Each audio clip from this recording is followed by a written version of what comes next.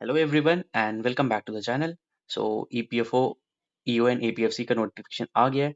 सबसे ज़्यादा important question जो अभी आ रहा है कि सवाल कैसा आता है, कौन सा सब्जेक्ट ज़्यादा रोल प्ले करता है, कैसे सवाल आते हैं, प्रीवियस क्वेश्चन पेपर क्या था, जीएस के कितने सवाल आते हैं, बाकी सवाल कैसा आता है। All this will be answer today. पहला तो आप देख लो वेटेज। वेटेज में देखो, इंग्लिश 15 से 20 सवाल आते हैं। ठीक है, इंग्लिश में 15 से 20 सवाल, हिस्ट्री में 15 से 20 सवाल। This I am talking about PCS and UPSC aspirant, उनको क्या क्या पढ़ना है। इंग्लिश 15 से 20, हिस्ट्री 15 से 20, करंट अफेयर 10 से 15, पॉलिटी 15 से 20, साइंस एंड कंप्यूटर 10 से 12 एंड एप्टीट्यूड 15 क्वेश्चन। तो यहाँ पे आप सम अप करोगे, 15 15 30, 30 40, 40 55, 55 65, 65 15 80।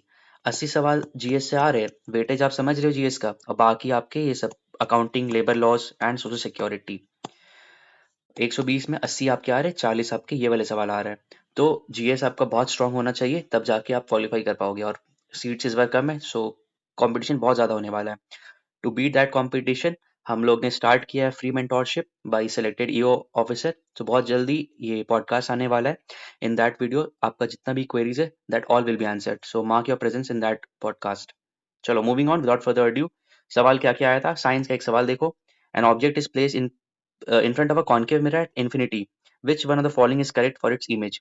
ठीक है, एक ऑब्जेक्ट है, इन्फिनिटी में प्लेस हुआ है। देखो ये वाला सवाल मैंने अभी टॉप 25 एमसीक्यूज वाले में करवा रखा है। देखो मसला क्या है, अगर कोई ऑब्जेक्ट इन्फिनिटी में आता है तो वो जो प्राइमरी एक्सिस होता है वो फोकस से पास करता है। समझो, ऑब्जेक्ट हमारा इन्फिनिटी पे है, यहाँ से पास किया, पैरेलल एक्सिस से पैरेलल में गया, और यहाँ पे फोकस से रिफ्लेक्ट होता है, और यहाँ पे पॉइंट सोर्स बनाता है। समझ रहे हो, पॉइंट सोर्स बनाता है। ऑब्जेक्ट आपका बहुत बड़ा, इमेज आपका पॉइंट सोर्स का, और रियल होगा और इन्वर्टेड होगा। ठीक है, उल्टा बनता है। ये देखो, ये आपका सीधा है, ये आपका उल्टा बन रहा है। तो जो भी आपका इस साइड बन रहा है दैट विल बी रियल, और जो इस साइड बनेगा that will be virtual and erect. Concave mirror का काम करता है, छोटा चीज को बड़ा करके दिखाता है। ठीक है, आप सैलून में देखते होगे, है ना, या फिर आप ईएनटी स्पेशलिस्ट अगर आपको जरूरत पड़ता है इसके पास, ईयर नोज ऑन, जो उनके पास जाने के लिए, तो दे यूज अ मिरर। उनसे सारी चीजें बड़ा दिखता है। तो आप अगर आपके कान में कोई कचरा है या फिर, तो वो चीज मैग्नीफाई करके वो आपको दिखा देते हैं। समझ में आ गया। अगर ऑब्जेक्ट इन्फिनिटी में है तो इमेज कहाँ बनेगा, फोकस में। अगर ऑब्जेक्ट फोकस में, इमेज कहाँ बनेगा, इन्फिनिटी में। दिस ये वाला रे डायग्राम मैंने बहुत अच्छे से समझाया है, वो वीडियो डिस्क्रिप्शन में डाल दूंगा। ठीक है, वो वाला आप देख लेना। ठीक है, एक सवाल लाइट से आ गया। सेकंड सवाल पे आते हैं। The main cause of ocean acidification is. अब देखो, ये इन्वायरमेंट में भी आ सकता है, साइंस में भी आ सकता है। ओशन एसिडिफिकेशन का मसला मेन है CO2। यार CO2 ही तो मेन है जो आपका ओशन को ये एसिडिफाई कर रहा है। एसिडिफाई कर रहा है, इससे क्या हो रहा है, कोरल ब्लीचिंग हो रहा है ना, कोरल ब्लीचिंग हो रहा है। फिर जो हमारा ओशन का temperature that is rising, ocean temperature is rising, है ना, ओशन टेम्परेचर राइज कर रहा है। कार्बन, ओशन जो होता है, कार्बन सिक्वेस्ट्रेशन का बहुत बड़ा स्रोत है। जो भी एक्स्ट्रा कार्बन होता है वो यहाँ पे आके स्टोर हो जाता है, और जो हमारा जो CO2 जो हम लोग निकालते हैं, इतना सारा फॉसिल फ्यूल्स जलाते हैं, इंडस्ट्रियल एफ्लुएंट्स होता है, तो ocean has the power, carbon sequester कर देता है। But right now what is happening with enormous industries, और जितना एग्रीकल्चर प्रोडक्ट्स वेस्टेज जा रहे हैं, और जो हमारा वेस्टेज जा रहा है, उससे क्या ओशियन एसिडिफाई हो जा रहा है। एसिडिफिकेशन का मतलब पता होगा ना। देखो, 7 pH स्केल का न्यूट्रल वाला होता है, यहाँ से इधर जाओगे तो ये एसिड होगा, और यहाँ से जाओगे तो बेसिक होगा। 0 से 7 एसिड, 7 से 14 इज बेसिक। ठीक है, तो ओशन एसिडिफाई हो रहा है due to carbon dioxide. Simple सवाल था। मूविंग ऑन, नेक्स्ट सवाल पे आओ। The human eye is compose of 3 layers, the correct sequence of the layers from exterior to interior. देखो, ये जनरल साइंस क्लास 10 के एनसीईआरटी में आपको मिल जाएगा। समझो ऐसा है, जो लाइट रेज होता है, फर्स्ट टाइम देखो सबसे पहले आता है आपका ये वाला स्क्लेरा। आप जो हम लोग का लाल वो व्हाइट कलर का जो होता है आंख में, वो होता है स्क्लेरा। उसके थ्रू आएगा, और यहाँ पे आएगा हमारा कॉर्निया से लाइट रेज घुसेगा अंदर, कॉर्निया से घुसेगा। ठीक है, कॉर्निया से घुसा, उसके बाद ये प्यूपिल है, और यहाँ पे अपना जा जाएगा आइरिस के पास आएगा। आइरिस यहाँ से अब जाएगा, और ये वाला पार्ट जो है हमारा, ये है कॉर्निया, वेरी इंपॉर्टेंट कॉर्निया। और कॉर्निया को कौन सपोर्ट करता है, सीलियरी बॉडी। सीलियरी बॉडी का मेन काम क्या है ना, सीलियरी बॉडी का मेन काम है फोकल लेंथ एकोमोडेशन करना। ठीक है, कितना आपका आंख खुलना है, कितना आपका कम करना है, फोकल लेंथ को वो मेजर करता है। ठीक है, एकोमोडेशन का जो प्रिंसिपल है वो सिलियरी बॉडी करवाता है। ठीक है, अब ये लेंस बताना क्या है, कनकेव लेंस है कि कॉन्वेक्स लेंस है। जी, कॉन्वेक्स लेंस है। कॉन्वेक्स लेंस का काम क्या है, कॉन्वर्ज करना। तो जो लाइट रेज है वो रेटिना में आके कॉन्वर्ज करेगा। क्लियर। मायोपिया, इसी से मेरे को एक टर्म आता है मायोपिया और हाइपरमेट्रोपिया। मायोपिया मतलब मेरा प्रॉब्लम, मेरा हम लोग का प्रॉब्लम क्या होता है, लड़कों का प्रॉब्लम, आई मीन सॉरी, जवान लड़कों का, जवान लड़कियों का प्रॉब्लम क्या होता है कि उनको सामने का दिखता है बट दूर का नहीं दिखता है, so that problem is called myopia. And दूसरा प्रॉब्लम होता है हाइपरमेट्रोपिया। हाइपरमेट्रोपिया में क्या होता है, आप पास का तो नहीं देख पाते हो और दूर का देख पाते हो, सो ये बूढ़ों में होता है। ठीक है, सबसे पहले स्क्लेरा से पास होगा, फिर जाएगा कॉर्निया, फिर कोरोइड, फिर रेटिना में जाता है। ठीक है, ये ऑर्डर है। तो ये वेरी इंपॉर्टेंट है, आई वाला टॉपिक से सवाल बनता है। स्क्लेरा हमारा व्हाइट वाला पार्ट हो गया। कॉर्निया जो मैंने अभी दिखाया है, कॉर्निया ये वाला पार्ट है। ठीक है, अब यहाँ से जाएगा आइरिस से गुजर के, ये कॉन्वेक्स लेंस है, और यहाँ से पास होके रेटिना में इमेज फॉर्मेशन होता है। कौन सा लेंस होता है, कॉन्वेक्स लेंस होता है। कॉन्वेक्स लेंस का काम क्या है, कॉन्वर्ज करना, वो रेटिना में कॉन्वर्ज कर देगा। और अगर रेटिना से पहले बन रहा है तो दैट इज मायोपिया, और उसको कैसे ठीक करते हैं, कॉनकेव लेंस से ठीक करते हैं। लेकिन अगर रेटिना से इस तरफ बन रहा है तो उसको हम ठीक करते हैं कॉन्वेक्स लेंस से, वो हाइपरमेट्रोपिया का प्रॉब्लम है। ये सारा चीज मैंने बता रखा है। चलो मूविंग ऑन, नेक्स्ट सवाल। साइंस के बहुत प्यारे प्यारे सवाल आए थे, so this is very important for BPSC exam 2 और आईबीएससी के लिए भी इंपॉर्टेंट है। नेक्स्ट सवाल, if the length of a current carrying wire is half the potential difference, for a potential difference the current in the wire would be. Simple है, V equal to I R से करो। Length of the, और इसमें are का याद होगा ना, rho L by A, resistivity वाला। The length of a current wire is half, अब लेंथ अगर हाफ हो गया है, आर टू का आप ले लो एल बाई टू ए। ठीक है, तो क्या कह रहा है, करंट क्या होगा। अब इसी से देखो, I will be V by R. ठीक है, अब सेकंड वाले में क्या होगा, I two will be V by R two. अब आर टू क्या है, एल बाई टू हो रहा है, तो यहाँ पे क्या हो जाएगा, V by rho L two A. तो ये टू टाइम्स हो गया, I will be two times will be doubled, देखो डबल्ड हो गया, आंसर इज डबल्ड। क्लियर हुआ ना। ये फॉर्मूला से आप एल बाई टू की हो, एल बाई टू आया, V equal to I R, I equal to V by R, R क्या, आर बाई टू किए तो ऊपर चला गया, तो टू टाइम्स हो गया हमारा आंसर।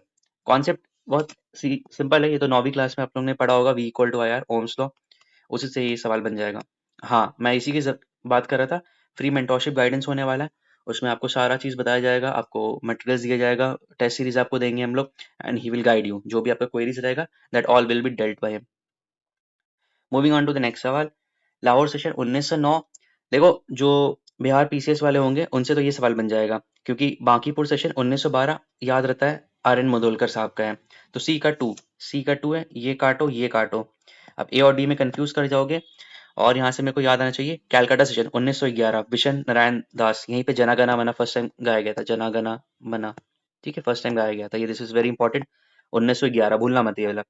ठीक है, अब रहा लाहौर सेशन 1909। अब ये थोड़ा मुश्किल सवाल है, लाहौर सेशन मदन मोहन मालवीय जी प्रेसाइड किए थे। अब इसमें इंपॉर्टेंट ये था कि वो मॉर्ले मिंटो रिफॉर्म्स आया था, मॉर्ले मिंटो रिफॉर्म्स या काउंसिल एक्ट क्या बोलते थे, 1909 कहते थे। ठीक है, सो ये इसका आंसर है।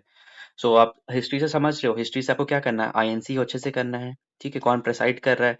अब देखो, आपने 1909, 1911, 1914 ये सब नहीं पढ़ा होगा, आपने क्या पढ़ा होगा, आपने पढ़ा होगा 1917 एनी बिसेंट, 1924 बेलगाम सेशन, फैजपुर सेशन पढ़ा होगा आपने। आपने पढ़ा होगा हरिपुर त्रिपुरी सेशन पढ़ा होगा, है ना, 1905 वाला सेशन पढ़ा होगा। ये डब्ल्यू जी यूल वाला पढ़ा होगा आपने, सुरेंद्रनाथ बैनर्जी वाला पढ़ा होगा, दादा भाई नारोजी का पढ़ा होगा। बट इसमें क्या है, एक लेयर घुस के इन लोग ने पूछा है, तो ये वाला चीज थीम है आपका, ये पढ़ना है आपको आईएनसी का। नेक्स्ट सवाल, which one of the following is an example of chemical change. अब देखो, केमिकल चेंज में क्या होता है ना, कोई नया प्रोडक्ट बनता है, प्रोडक्ट का फॉर्मेशन होता है। ठीक है, मेल्टिंग ऑफ वैक्स में कोई प्रोडक्ट का फॉर्मेशन तो नहीं होता है, हीटिंग ऑफ आयरन में भी कोई प्रोडक्ट का फॉर्मेशन नहीं होता है, dissolution of sugar in water, घुल गया तो भाई क्या ही फॉर्मेशन हो रहा है। ठीक है, burning of magnesium in air, Mg plus O2, 2 mg कर दो, 2 MgO, मैग्नीशियम ऑक्साइड बन रहा है, तो that is a new product, तो ये केमिकल चेंज है। आपका काम क्या है, फिजिकल एंड केमिकल चेंज का एग्जाम्पल आपको नोट डाउन कर देना, आपको लिखना है फिजिकल चेंज में क्या होता है, केमिकल चेंज में प्रोडक्ट बनता है, फिजिकल चेंज में कोई प्रोडक्ट नहीं बनता है। मूविंग ऑन, नेक्स्ट सवाल, a train starting from rest with a uniform acceleration attains a speed of 8 kilometre per hour in 5 minutes. The distance इतना इतना इतना इतना। चलो, कैसे बनाओगे ये सवाल। देखो, u है हमारा 0, रेस्ट से स्टार्ट हो रहा है और अटेन कर लेता है स्पीड 108 किलोमीटर पर आवर। इसको तो पहले कन्वर्ट करो, 108 इंटू 5/18, 18 छिक 6 पंजू 30, 30 मीटर पर सेकंड आ गया। अब इसको फॉर्मूला में डालो, v equal to U plus A T वाले में, u 0 है प्लस ए, ए नहीं पता हमें, ये पता है क्या, नहीं पता। और 5 मिनट है, सेकंड में कन्वर्ट करोगे तो 60 पंजू 30, ए इंटू 5 6 300, और ये है 30। ठीक है, तो 30 equal to 300 A will be 30/300। Tick tick tick tick. A कितना आ गया 0.1 मीटर पर सेकेंड स्क्वायर। निकालना क्या है, the distance covered by train in attaining the speed. Distance का फॉर्मूला होता है S equal to U T plus half A T square. U T zero हो गया क्योंकि ये जीरो है, प्लस हाफ ए हमारा कितना है 0.1। टाइम कितना है यार, टाइम है निकाले थे ना, ये रहा 30, सॉरी टाइम यही ना 30, 300 है, सॉरी 300। 300 का स्क्वायर कर दो, 300 इंटू 300, ये काट दो, जीरो से जीरो कटा, टू से ये कितना बार में कटा 150, 45, 4500, ये आंसर होगा। भाई ने गलत मारा था 9000, 4500 metre will be the correct answer. Moving on, when was Azad Hind Fauj formed 1943 Singapore, याद होना चाहिए। मोहन बोस मोहन बोस को ब्रेन चाइल्ड कहते हैं, उन्होंने ऑर्गेनाइज किया था प्रिजनर्स ऑफ वॉर को, बट रीऑर्गेनाइज कौन किया था, हमारे सुभाष चंद्र बोस जी ने।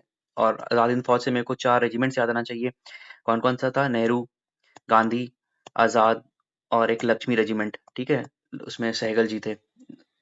रानी झांसी रेजिमेंट, झांसी रेजिमेंट, ठीक है, लक्ष्मी सहगल उसमें लीड की थी, तो वुमेन रेजिमेंट था वो वाला। तो याद आना चाहिए आजाद हिंद फौज 1943। सुभाष चंद्र बोस से याद आना चाहिए हरिपुर एंड त्रिपुरी सेशन। चलो नेक्स्ट सवाल पर आते हैं। क्या सवाल है, which of the following was not provided in the regulating act of 1773। अब 1773 में क्या हुआ था ना, बंगाल को बना दिया था, और बाकी मद्रास, बॉम्बे और ये दिल्ली, ये लोग सब्सिडरी हो गया था। तो बंगाल को मतलब सारा पावर दे दिया था। बंगाल मतलब अपनी भगवान वाला, पुनिच भगवान वाला सिनेरियो आ गया था बंगाल के पास, ठीक है। It made the presidency of Bengal supreme over those of Bombay and Madras in matter in war and peace. सही बात है भाई, बंगाल को पावर दे दिया था। Second statement, the tenure of governor general his councillor was fixed at 5 years, ये कहीं मेंशन नहीं था। Supreme court of justice was established at Calcutta, ये बिल्कुल सही है। The governor general in council was authorised to appoint successors to, ये भी सही है, ठीक है। तो नॉट करेक्ट है, तो B is not correct. Moving on, next सवाल। बाप रे कितना बड़ा सवाल है। Which of the following statement regarding ordinance making power of governor is not correct. It is a discretionary power and does not entail the advice of the minister. वाह भाई वाह, ऑर्डिनेंस मेकिंग पावर है president का, वो discretionary power तो बिल्कुल नहीं है। गवर्नर का 1 काट दो, 2 और 3 में खेलना, 3 सही है। 2 पे देखो, the ordinance making power of governor is confined to subject in all the 3 list of schedule 7। भाई फेडरल लिस्ट भी, सॉरी यूनियन लिस्ट भी आ गया, स्टेट लिस्ट भी आ गया और कंकरेंट लिस्ट भी आ गया। गलत, वो तो बस स्टेट लिस्ट में करेगा ना गवर्नर, गवर्नर का जुरिडिक्शन है ही नहीं कि वो सेंटर में जा सकता है। तो 2 काट दो, 2 काट दोगे तो आंसर 3 ओनली आएगा। समझ रहे हो, वर्ड प्ले का खेल है, जहाँ पे ऑल दिख रहा है, जहाँ पे डज नॉट इंटिल, ये सब थोड़ा सा कैची वर्ड है, ये सबको पकड़ो और आंसर पाओ। नेक्स्ट सवाल पर आते हैं। Which one of the following was an important contributing factor in the rise of Magadh as the most important Mahajanpad between 6th and 4th century? ठीक है, so easy access to rich gold mines, ये तो कुछ था ही नहीं। KGF, superior cavalry, इससा भी कुछ नहीं था। एंड एग्रीकल्चर प्रोडक्टिविटी रीजन, ठीक है, गंगा वाले रीजन था, गंगा अलुवियल प्लेन वाला एरिया था, तो वहाँ पे अच्छा उपज होता था, इसीलिए मगध बहुत प्रॉस्पर किया था। मगध से मुझे क्या क्या याद आना चाहिए, मगध से मुझे अजातशत्रु याद आना चाहिए, उसके पिताजी थे कौन, बिम्बिसार, बिम्बिसार मेरे को याद आना चाहिए, अजातशत्रु, फिर उदयन, इनका गेम ऑफ थ्रोन्स चलता था। अजातशत्रु ने अपने पिताजी को मारा, उदयन ने अपने पिताजी को मारा, तो इनका गेम ऑफ थ्रोन्स चलता था। और उदयन ने पाटलिपुत्र का गठन किया, बिम्बिसार और अजातशत्रु ने राजगीर में अपना स्थापन किया था मगध एम्पायर। ठीक, अजातशत्रु ने कन्फेस किया था बुद्ध के सामने। अजातशत्रु से आपको याद आना चाहिए महाशिलाकंटक और रातमुसाल, वो उन्होंने यूज किया था अवंती को हराने के लिए। ठीक है, नेक्स्ट सवाल पे आते हैं। An incandescent bulb rated as 100 watt at 110 volt is connected to a 200 watt, the power dissipated. इसका फॉर्मूला होता है P equal to V square upon R. P given है 100, वी स्क्वायर कितना है 110 volt, 110 into 110 by R. R को निकालना है हमें पहले, 110 इंटू 110 अपॉन 100, 0 0 0 काट दो, 11 11 121, 121 का ओमेगा आ गया। अब निकालना क्या था, power that dissipates in the bulb is, फिर से वही फॉर्मूला लगाना पड़ेगा, V square by R. Power निकालना है ना, वी कितना है 220 है, so 220 into 220 upon R. R का वैल्यू अपन निकाले 121। भाई बहुत कैलकुलेशन है, 11 से मल्टीप्लाई कर दो 20, 11 11 से 2 400, 400 वॉट। भाई ने गलत बनाया है, 400 वॉट। ठीक है, नेक्स्ट सवाल पर आते हैं। Consider the following statement about DNA. DNA refers to deoxyribonucleic acid, सही बात है, it is located in chromosomes होता है ना। सेकंड काट दो, सेकंड काट दो, और 1 सही है, तो ये भी कट गया, ये भी कट गया। It is compose of ribonucleic acid deoxy की बात करें तो राइबोन्यूक्लिक क्या होगा? It can make a copy of itself, बिल्कुल सही है, 1 एंड 4। ठीक है? सो देखो ये सब सवाल था, आगे चल के और भी हम लोग सवाल लाएँगे, ठीक है? बैच लाएँगे, फ्री गाइडेंस रहेगा वो वाला। सो आप वो पॉडकास्ट देख लेना एंड वो बहुत इंपॉर्टेंट होने वाला है। इसके साथ-साथ पीवाईक्यूज़ आने वाला है, जो भी 2021 में सवाल आया है, 17 में आया है सवाल, that all PYQ will be coming subsequently. So please share करना और if you like this video please आप लाइक कमेंट करना, और अगर आपको कुछ भी डाउट हो तो you can ask in the comment section, we will be happy to help you. और कमेंट सेक्शन में मैं टेलीग्राम का लिंक डाल दूंगा where you have to join, और वहीं से पॉडकास्ट का आपको लिंक भी मिल जाएगा। Podcast will be live on YouTube, but still उसमें जितने भी रिलेवेंट चीज़ें हैं सारे आपको टेलीग्राम ग्रुप में मिलेंगे। ठीक है, फिर मिलते हैं नेक्स्ट वीडियो में, तब तक के लिए टेक केयर। Okay bye.